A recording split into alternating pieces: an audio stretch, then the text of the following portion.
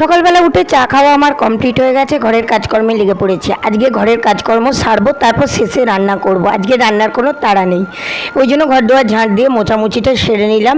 তারপর দেখলাম বেশ কিছু জিনিস নেই, সেগুলো আগে দোকান থেকে আনতে হবে। তার আগে খিদে পেয়ে গেছে, একটুখানি ব্রেকফাস্ট করে নিচ্ছি। আগের দিনের একটু গোলা রুটি করেছিলাম আর তরকারি, এই দিয়ে ব্রেকফাস্ট খাওয়া দাওয়া করে নিয়ে তোরে চলে গেলাম দোকানে। দোকান থেকে কটা জিনিস নিয়ে এলাম, ওই যে আলু, ডিম, এগুলো টুকটাক, মুড়ির প্যাকেট এসব ফুরিয়ে গেছিলো, সেগুলো দোকান থেকে নিয়ে এসে একদম আনাজটা কাটতে বসে গেছি। কী কী রান্না হবে তার মেনু ঠিক করে নিয়ে আনাজ কাটা হয়ে গেছে। বেশ কিছু জামা কাপড় বাথরুমে ভিজুতে দেওয়া ছিল, সকালবেলা উঠেই ভিজুতে দিয়ে দিয়েছিলাম, বেশ রোদ দেখে। তারপর এবার এই যে কাচাকুচিগুলো সেরে নিয়ে বাইরে এখানে শেডের নিচে দিয়ে দিয়েছি। কখনো মেঘ করছে, কখনো রোদ্দুর, তো যাই হোক শেডের নিচে থাকলে বৃষ্টি এলেও কোনো চিন্তা নেই। তাই এই যে রান্না করেছি, আজকে ধোঁকার ডালনা করেছি, ঢ্যাঁড়সের জাল আর উচ্ছে আলু ভাজা। স্নান করে এই যে পুজোটাও সেরে নিলাম। আজকে এইটুকুই, দেখাচ্ছে নেক্সট দিন, টাটা।